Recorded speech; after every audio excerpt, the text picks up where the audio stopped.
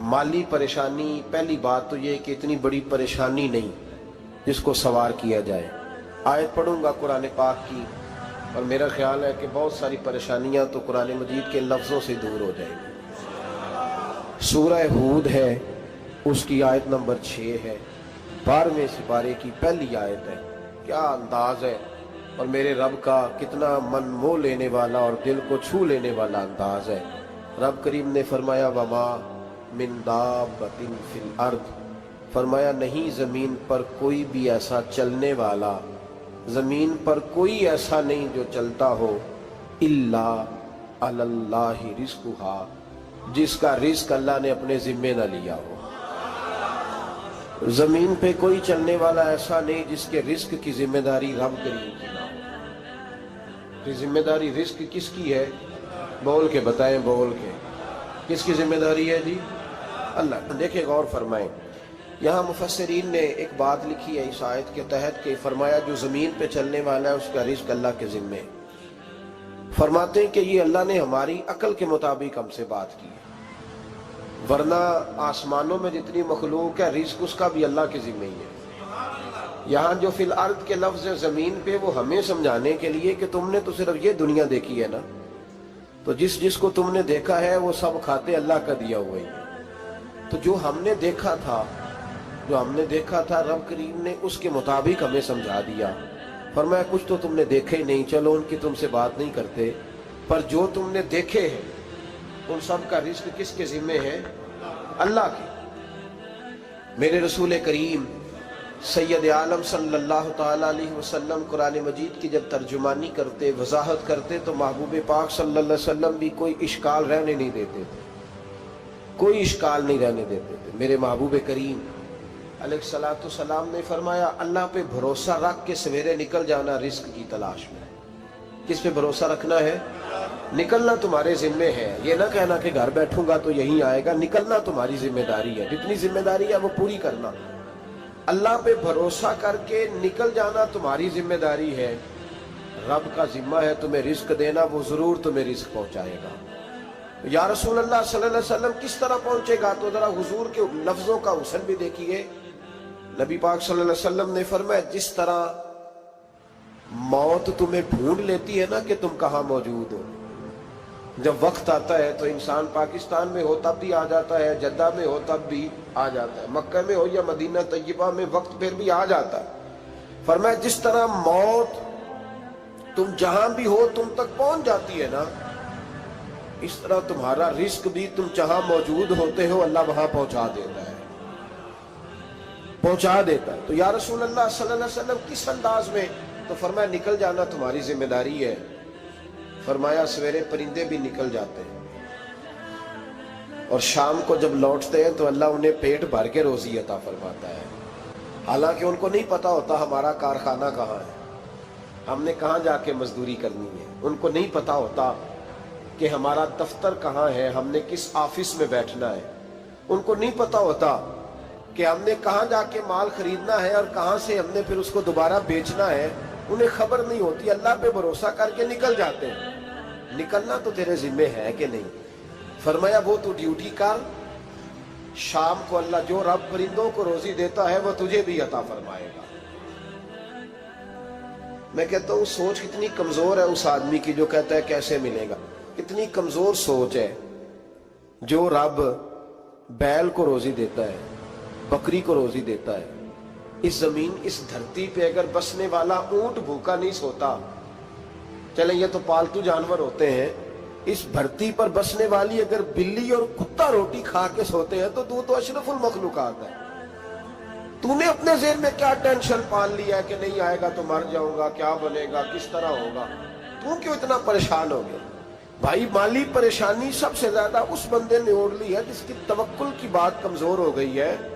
तू सीधी तवज्जो अपने रब करीम की जानिब रख, सीधी तवज्जो अल्लाह की जानिब कर। रब फरमाता है जिम्मा तेरा नहीं, जिम्मा मेरा। लेकिन ना तनख्वाह एक आती है घर में, जब एक बच्चा होता है तो तब भी काम चलता है, जब अल्लाह 2 बच्चे दे दे फिर भी उस तनख्वाह से काम चलता है, जब 3 हो जाए फिर भी चलता है, जब 4 हो जाए नहीं। आप ना भी बोले तो बात तो सही है, बहरहाल काम फिर भी چلے اسی تنخواہ میں سے جب بندہ بڑے بیٹے کی شادی کر کے بہو بیاہ کے لے آئے تو پھر بھی کام چلتا ہے، اور جب اس بیٹے کو اللہ بچے عطا کر دے تو اسی گھر میں، اسی آنگن میں، اسی چھت کے نیچے کام چلتا ہے، تو پھر تو مان جانا کہ چلانے والا تو نہیں، چلانے والا کوئی اور ہے۔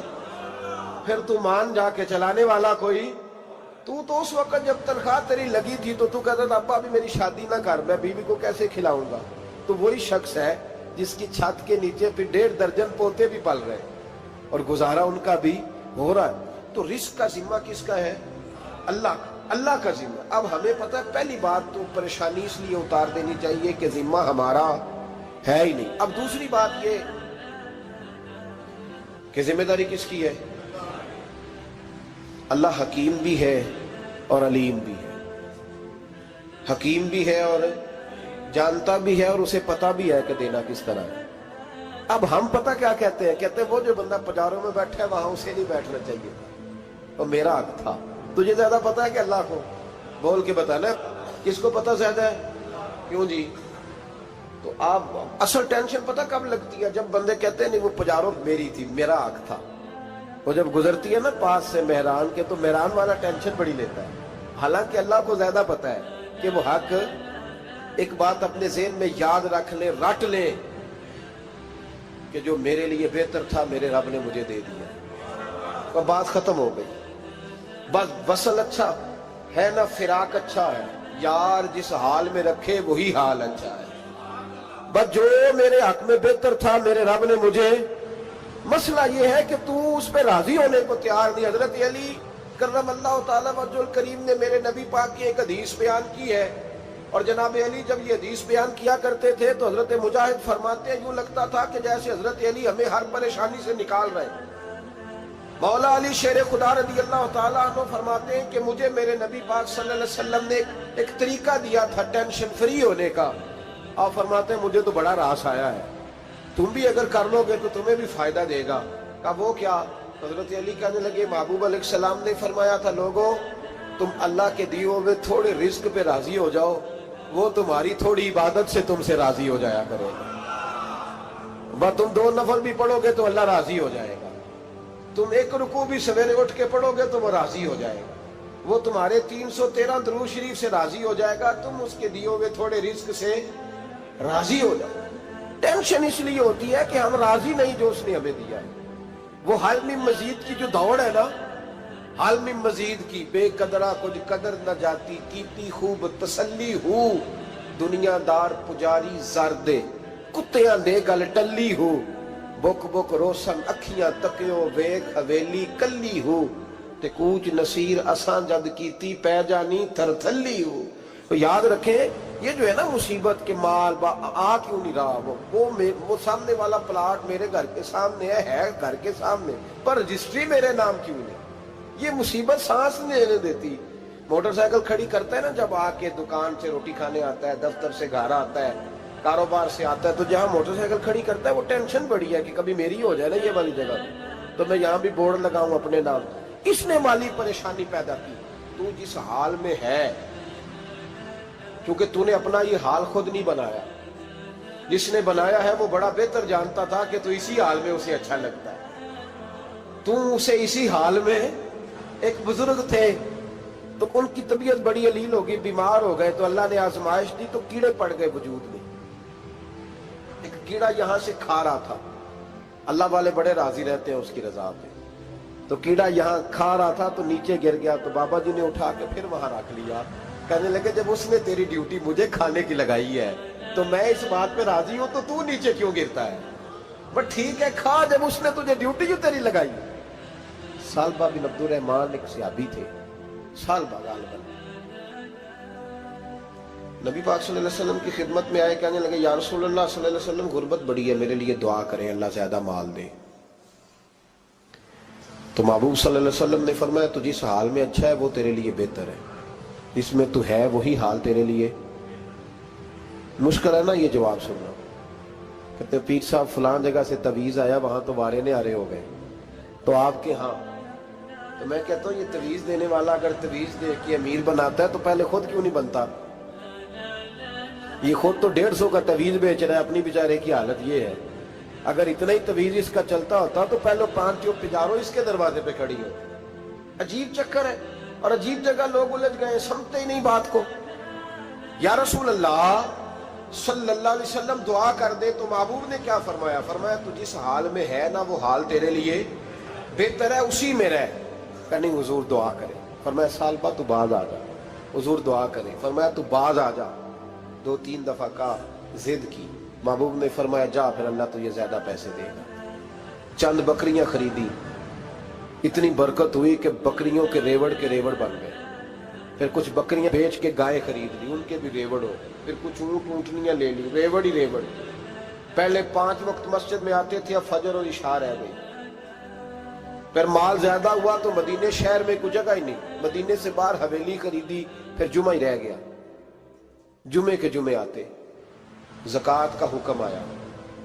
میرے نبی کریم علیہ السلام نے حضرت ابو ہریرہ کو بھیجا. فرمایا جا اسے کہہ تیری زکوٰۃ بنتی ہے 2.5%. 10 کروڑ روپیہ ہو تو کتنی زکوٰۃ بنتی؟ بھئی 1 کروڑ کی 2.5 لاکھ ہوئی نا, تو 10 کروڑ کی کتنی ہوئی؟ تو بڑی مصیبت ہے جب بینک سے میسج آتا ہے نا کہ 25 لاکھ نکل گیا تیرے اکاؤنٹ سے. بہت بڑی مصیبت, بڑی ٹینشن ہوتی ہے. ایک صاحب میرے پاس آئے, ان کی زمین اچانک مہنگی ہو گئی. اچانک پہلے کچھ 15-16 لاکھ کی ایکڑ زمین تھی, پھر وہ کروڑ کی ہو گئی. تو میرے پاس آئے, کہنے لگے وہ 10 کروڑ روپے بنتے ہیں تو زکوٰۃ. تو میں نے کہا آپ نے کیا کیا؟ زری زمین پہ عشر آتا ہے, اس پہ زکوٰۃ نہیں آتی, تو آپ نے کیا کیا؟ کہنے لگے وہ کچھ سوسائٹی کے رول کے مطابق میں نے فائلیں وغیرہ لے لی ہیں, اب میں نا کبھی موقع آئے گا تو ان کو بیچوں گا. تو میں نے کہا اب تو آپ کا یہ مال ہو گیا بزنس کا, تو اب تو اس پہ زکوٰۃ آئے گی. 10 کروڑ پہ جب 25 لاکھ سنا تو کہنے لگے فوراً دینی پڑتی ہے کہ تھوڑی تھوڑی سے بھی کام چل جاتا ہے. تو میں ان کا چہرہ دیکھنے لگا. میں نے کہا نہیں وہ تو آپ کو پتہ ہے, ویسے حضرت عمر فرمایا کرتے تھے بانٹ کے نہ دو, کوشش کرو کسی ایک کو ہی دو, چلو کسی کا تو کچھ بن جائے. تو ایک کو ہی دینی چاہیے. کہنے لگے تو مطلب یہ ایسا ہی حکم ہے؟ میں نے کہا آپ کسی اور سے تحقیق کر لیں. اب یہ بھائی لیتے وقت نہیں تجھے ٹینشن ہوئی کہ 15 لاکھ کا کروڑ ہو گیا, تو اس وقت کبھی تو نے کہا کہ یا اللہ, تو یہ کیسی سوچ ہے مسلمان؟ کس طرح کا اس کا؟ ہمارے ہاں جب کسی آدمی پہ حالات خراب ہوتے ہیں نا, تو سب سے پہلے وہ اس طرح کرتا ہے کہ جو میں کہیں اللہ کے رستے میں دیتا ہوں پہلے اسے بند کروں. جس رستے تجھے آ رہا تھا پہلے تو نے وہ رستہ بلاک کیا. حضرت اسماء بنت ابی بکر صدیق کہتی ہیں میں حضور کو مسجد کے لیے, ادارے کے لیے, صحابہ صفا کے لیے کچھ دے رہی تھی, تو میں نے گننا شروع کیا تو حضور مسکرانے لگے. حضور مسکراتے کیوں ہیں؟ تو فرمانے لگی, محبوب فرمانے لگے اسماء اللہ کے رستے میں گن گن کے نہ دیا کر, ورنہ وہ بھی تجھے گن گن کے دے گا. تو اس کے رستے میں بے حساب دے, وہ بھی تجھے بے حساب ہی عطا فرمائے. لیکن پہلے یہ والا پہلے دروازہ بند کرو, یہاں سے پیسے ختم ہو رہے ہیں. تو اس طرح کرنا بھائی. اس دفعہ سوٹ ذرا گرمیوں والے نہ خرید, لیکن جو تو اللہ کے رستے میں دے رہا ہے اسے دیتا رہے. لیکن ہم اپنا نقصان کرتے ہیں, زیادتی کرتے ہیں اپنے ساتھ. میں نے آپ کو پہلے بھی بتایا تھا پیار کی بولی ہے, پھر بولتا ہوں. ایک بڑے بڑے پیار والے دوست ہیں, ایک دفعہ مجھے کہنے لگے کہ آپ کئی دفعہ اعلان کرتے ہیں تو مجھے اچھا نہیں لگتا, اور آپ ادارہ بھی بہت زیادہ بننے والا ہے, بڑی چیزیں میں دیکھتا ہوں جو ہوں تو بڑا نظام اچھا ہو جائے, آپ دعا کریں اللہ مجھے پیسے دے تو میں بڑے سارے خرچ کروں گا اس کے رستے میں. تو میں نے کہا یا اللہ اسے 10 کروڑ دے, یہ 9.5 کروڑ تیرے رستے میں دے دے گا. تو چپ کر گیا, جس طرح آپ نہیں کر گئے سارے, چپ کر گیا وہ بھی. اس نے کہا جی نہیں جی انشاءاللہ کریں گے. تو میں کیا پلیا جی دعا پہ ہوں دیا, ابھی تو وہ آئیں گے تو تب دیکھی جائے گی. تو یہیں اڑ گیا, یعنی 9.5 کروڑ اللہ کے رستے میں خرچ کرنے کی دعا پہ بھی آمین کوئی نہیں کہتا کہ چلو آمین ہی کہہ دیں. تو میں کہا تینوں تے 50 لاکھ بچتا سی پیا, لیکن تو اس سودے پہ تیار ہے. جب یہ سوچ ہوتی ہے, یہ غلط سوچ ہے. یہ بات تو اگر تم مسکرانے والی, لیکن یہ سوچ صحیح نہیں. حضرت عثمان غنی رضی اللہ تعالیٰ عنہ کہتے ہیں جس وقت نبی پاک صلی اللہ علیہ وسلم نے اعلان کیا نا جنگ کے موقع پر کہ 800 سپاہیوں کا خرچہ چاہیے, کہتے ہیں میرے پاس 600 کا تھا. یہاں ایک روایت میں حضور نے 1000 کا اعلان کیا تو میرے پاس 800 کا تھا. جب 2-3 دفعہ نبی پاک نے اعلان کیا تو کہتے ہیں میں نے کھڑے ہو کے کہا یا رسول اللہ پورا 800 میری طرف سے.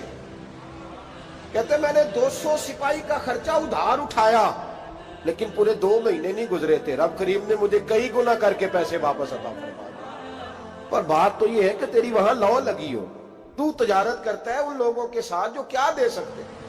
تو سالبہ کے پاس حضور نے پیغام بھیجا، پہلے تو کہا تیرے لیے بہتر نہیں مال، جب اصرار کیا تو اب بڑی برکت ہو گئی، بڑا آیا تو فرمایا زکوٰۃ دے، 2.5% زکوٰۃ ہے۔ اب جب سوچا کہ 5 اونٹوں پہ ایک بکری جائے گی اور بڑا سارا مجھے دینا پڑے گا، اب جب غور کیا تو یہ تو نہ کہا کہ میں نہیں دیتا۔ حضرت ابو ہریرہ سے کہنے لگے نبی کریم علیہ السلام کی خدمت میں عرض کرنا کہ میں خود آؤں گا۔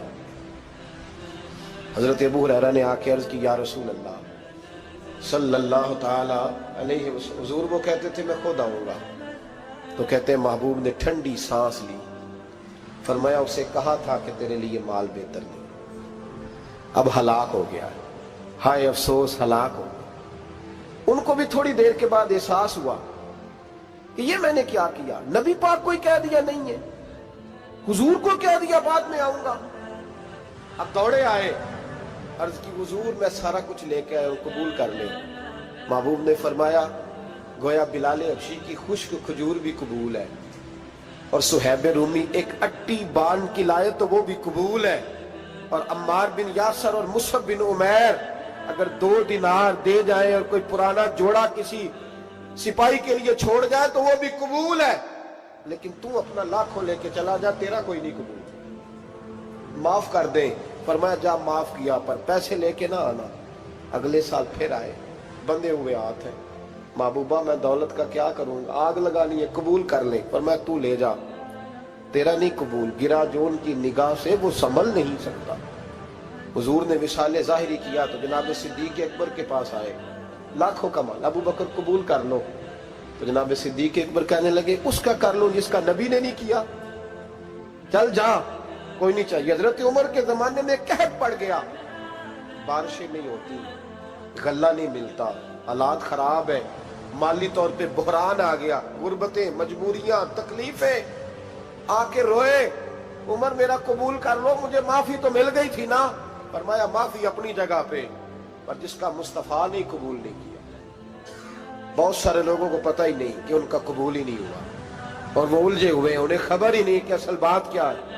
فرمایا جس کا مصطفیٰ کریم نے قبول نہیں کیا، اب ہیرے اور جواہرات بھی لے کے آئے تو بھوکے مریں گے، پر اس کا قبول، اس بات پہ راضی رہو اس حال میں اللہ نے رکھا ہوا، اس حال میں راضی رہو۔ یہ جو مصیبت ہے نا دیکھنی کہ وہ بھی میرے پاس، تمہیں کیا پتا، کبھی پوچھ تو صحیح اس سے وہ کس مصیبت کا شکار ہے، جو مالی طور پہ بڑا امیر ہے، تو اس کی طرف دیکھ کے اپنا دل برا کرتا ہے۔ بس جس حال میں رب نے رکھا ہے اس حال میں رہ۔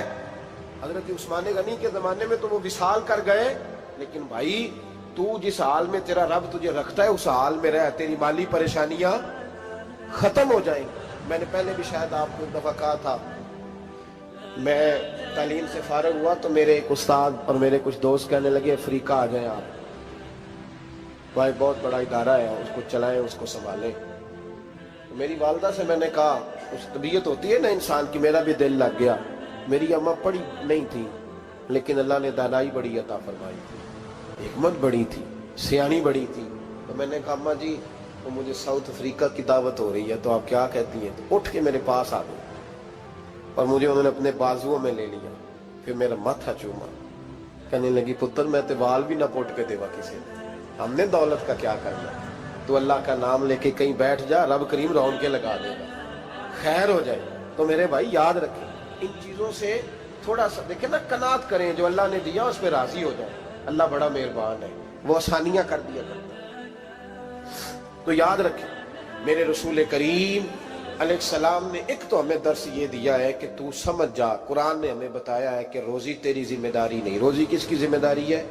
اللہ کی۔ اور دوسری بات یہ کہ جو اللہ نے تمہیں دیا ہے اس پہ تو راضی ہو جا، تیری مالی پریشانیاں ختم ہو جائیں۔ اور پھر حضور صلی اللہ علیہ وسلم نے فرمایا مذہبی طور پر جب دیکھو تو آگے دیکھو، اور دنیاوی طور پر جب دیکھو تو پیچھے دیکھو، پریشانی ختم ہوگی۔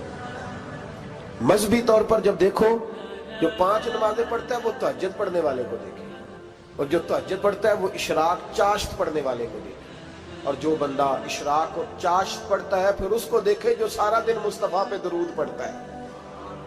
ऊपर ऊपर देखे कि मैंने और नेक होना है और नेक, और जब माली मामला है तो फिर नीचे देख। अगर तू बैठा ना पजारों पे तो फिर टूडी वाले पे नजर कर, उसका क्या हाल है। और अगर तू वहां बैठा है तो देख, मेहरान वाला भी तो गाड़ी चला ही रहा है। और अगर तू वहां है तो मोटरसाइकिल वाला देख, और तू वहां है तो फिर साइकिल वाले पे नजर, और अगर तू साइकिल वाला है तो पैदल वाले को देख, अगर तू किराए के मकान में रहता है तो फिर झोंपड़ी वाले को देख, और अगर तू झोंपड़ी में रहता है तो फिर भी परेशान ना होना। कुछ ऐसे भी हैं जिन्हें झोंपड़ी भी नसीब नहीं, जो सड़क पर लेटे हुए हैं। और अगर तू तंदुरुस्त है ना तो कभी जाके अस्पताल में देख हाल क्या है, लोग किस हाल में। तो हम शुक्र नहीं अदा करते, उसका नुकसान क्या होता है, नेमतें चली जाती हैं। अल्लाह फरमाते लाइन शकर तुम लाज़ीदन्नकुम, तो शुक्र अदा कर, मैं नेमतों में इजाफा कर दूंगा। तो भाई माली परेशानी का तीसरा सबब यह है कि हम देखते हैं माली तौर पर ऊपर, तो फिर हमें तबीयत बिगड़ती है। और फिर माली परेशानियों के कुछ और असबाब भी हैं।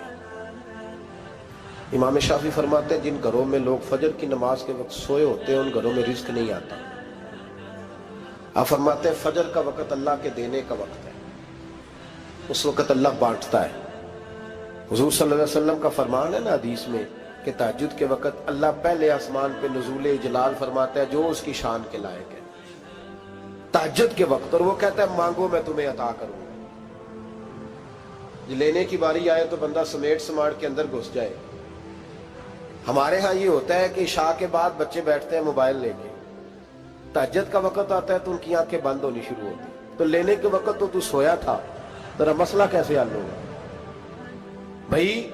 जब कोई आदमी खैरात बांट रहा हो तो जो प्याला पीछे कर ले उसे मिलेगा। कहते उस वक्त आना जब मैं बांट रहा था, अब तो किधर आ गया है। मिसाल दे रहा हूं, तो फजर का वक्त मांगने का है, तो सारी रात तो गुजर गई गेमें खेलते टीवी देखते, और जो लेने का वक्त था तू सो गया, तो कैसे आएगा तेरे पास।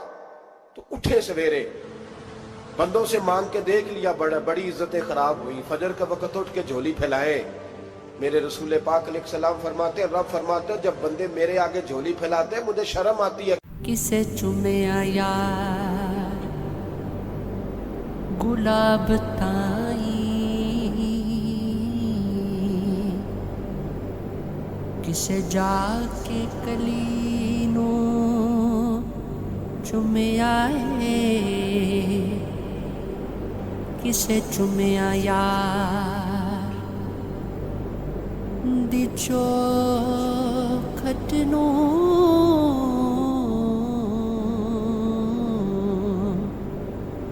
किसे जाके गली नू चुमे आए,